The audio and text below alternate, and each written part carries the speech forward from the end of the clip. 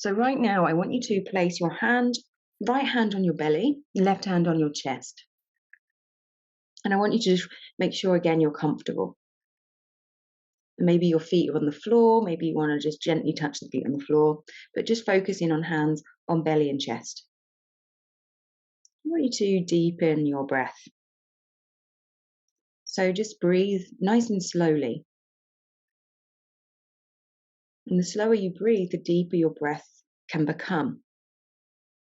And so you can almost have that intention now of breathing into your palms, allowing that expansion, that almost ballooning sensation under the palms.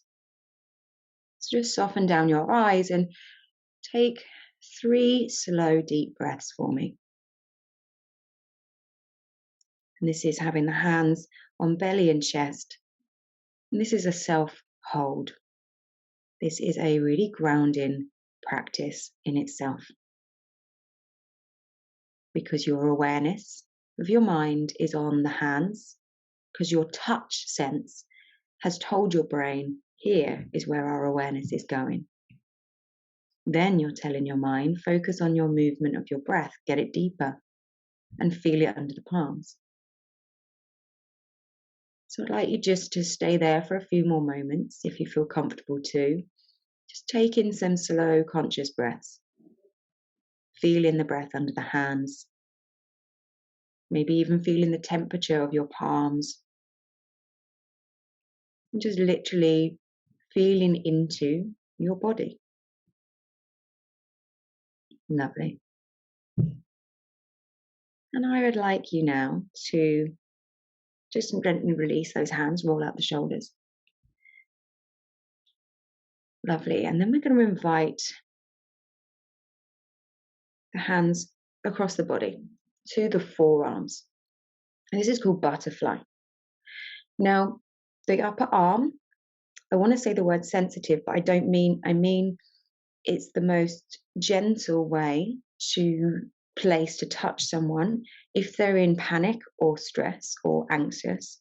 Because you know if you're in stress and someone comes up and and it activates your arousal cycle again. So you're in hyper when you're feeling anxious, and someone coming and just touching your back or whatever can be really not very nice. But actually just gently tapping someone on the upper arm can just be a little bit, hey, how are you doing? Can I help? Is really supportive. So this is why this is a really nurturing one. And you can also have a squeeze of the arms. You can even stroke the arms up and down. And I want you just to find where the hands want to rest, and maybe those hands want to be clenching and releasing, or maybe you want to be sliding the hands up and down. And soften down the eyes again and invite in, let's do 5 of those slow, deep, conscious breaths. And again, as well as being aware of the touch of your hands on your arms and that quite nurturing hold, you're going to also be aware of the movement of the breath in the rib cage. And the arms are going to move because they're crossing the chest. And you're going to be aware more of maybe the movement in the shoulders. And often we just need a hug. And this self-hold is a really, really good one for that. Invite in another deep breath. And let it go with a nice big sigh. Lovely.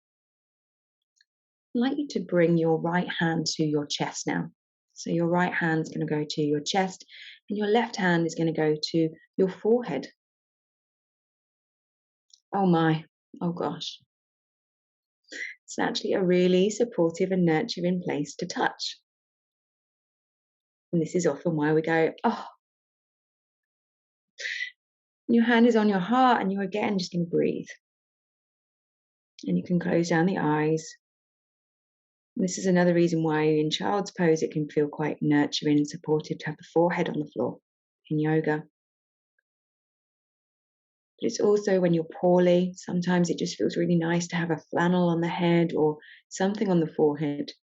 So again, there's that option for yourself to bring comfort to yourself. Take another 2 breaths here.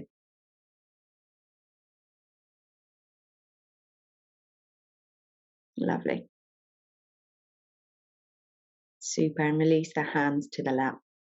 Roll out your shoulders, roll out your neck, and take a nice deep inhale for me.